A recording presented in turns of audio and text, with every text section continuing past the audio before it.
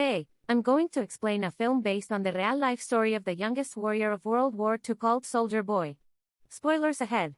Watch out and take care. The movie begins in Russia where a family of three sit by the river, enjoying their time. The youngest of them, Sergei Alyoshko, goes to his elder brother and mother about him being on top of a tree, when suddenly, German fighter jets fly overhead. The mother asks her kids to quickly hide in the bushes, but the 6-year-old claims he is not scared and strikes the jet with a slingshot.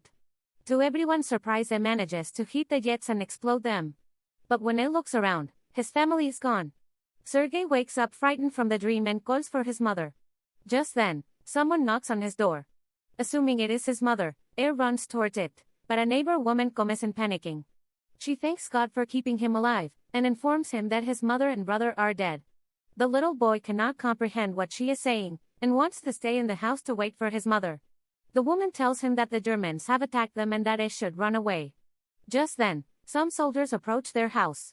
The woman makes Sergei run out through the window but is shot dead before she can join him.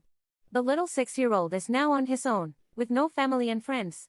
As Sergei runs away from the house, he sees his whole neighborhood burning behind him. He calls for his mother in vain, and runs away from there. After running for a while, he ends up in the middle of the woods. The little kid starts to call for his mother to come and get him, because he is lost. That night, he stays in the jungle. The next morning, we see him drink water from a river, when the enemy soldiers approach his way. Sergei, knowing that they are dangerous, quickly hides inside a tree's roots. He is startled when a snake comes nearby, but doesn't utter a word or run away. Sergei is more scared of the soldiers than of the snake. The soldiers eat by the river and go away, after which Sergei takes their leftover food and devours it for the night. However, by the end of the day, the little boy is exhausted. He hasn't had a proper meal in 2 days and has been walking with no destination. He falls down as he limps but doesn't stop walking. While on his way, he sees wild berries and devours them, but just then, an explosion occurs behind him, taking him by surprise. The boy gets dizzy and starts to hallucinate someone coming behind him. However, even in such conditions, he stands brave and tells the person he has a rifle and is not scared. He limps forward but falls unconscious after a while. While he is asleep, 2 soldiers approach him. The scene cuts to the Russian army base where Commander Kuznetsov waits for his patrol soldiers. They come in with the little kid who is injured and weak. When the soldiers claim they are on his side, the little boy opens up and introduces himself. The soldiers laugh when the kid shakes his hand with the commander, suggesting he introduce himself too. The soldiers feel affectionate with the little kid, and circle him around. They make him drink water and feed him. Even the otherwise cold commander takes care of the kid. A nurse named Katya dresses Sergei's wounds, and is charmed by his personality too. The kid asks her to draw a tank on his wounds, because he wants to be a soldier when he grows up. Even the injured soldiers talk to the kid and feel lighter. Sergei is fascinated with the commander's gun and his badge. The commander too answers all the little boy's questions and lets him play with his honorary pistol after taking the bullets out. Sergei shows him the tank drawn on his stomach, and boasts about being a soldier himself. The boy is healing very quickly. The nurse Katya asks the commander to let the boy stay with the battalion, but it disagrees, claiming that it won't be safe. It wants to send Sergei to an orphanage. The soldiers spend all their free time with Sergei. He is visited by many throughout the day. They bring him food sent by there from afar, and even let him play with their binocular families. One day, a soldier goes to the commander to ask him to let the boy stay with the battalion. The soldiers have grown a close connection with the kid, and think of him as their own. His presence takes the weight of war off their chest. However, the commander is adamant about sending the boy to the orphanage, for his own safety. The following day, the enemy attack, and many soldiers are hurt. A vehicle comes to fetch Sergei to take him to the orphanage.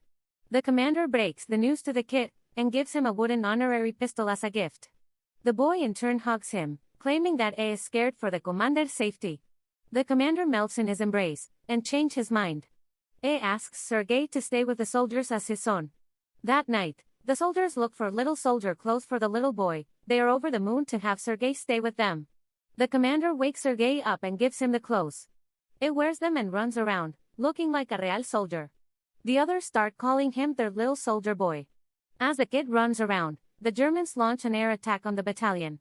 The soldiers quickly take Sergei to a safe place and fight the others. The number of injured soldiers is growing rapidly. Sergei wants to make himself useful, so it brings water to thirsty soldiers. One of them asks him to read a letter sent by his family because he has a bandage over his eyes. The little boy wants to help, but doesn't know how to read. It takes the letter and starts making up the things written on it, claiming that the soldier's cow is safe back home. When the soldier says it doesn't have a cow, the others tell him to go along with the story and laugh. It reads everyone else's letters in the same fashion and cheer them up. In the following scene, we see Katya and the commander talking. The two seem to be attracted to each other, but do not confess their feelings. Later, Sergei tells the commander that he is of the orderly position in the battalion and starts introducing himself as one. However, the boy then sees one of the soldier station destroyed from the attack. The commander teaches him to take his hat off to pay respect to the dead soldier. The next day, A insists the commander give him a mission and is given a task to distribute the letters among the soldiers. A completes his task efficiently and even makes the soldiers dance for him.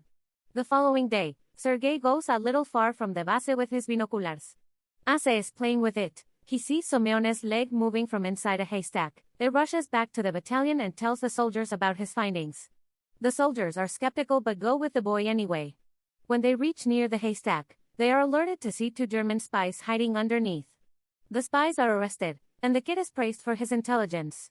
That night, the commander shows Sergei the legal papers for his adoption. He is now officially the kid's father.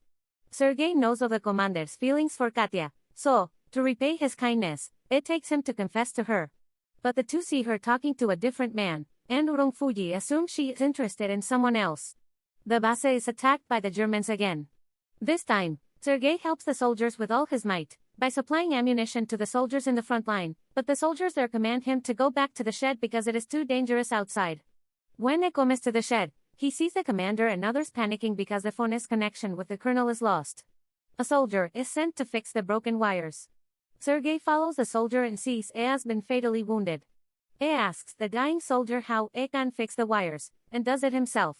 The connection comes back and more troops are called. The 6-year-old saves everyone's life.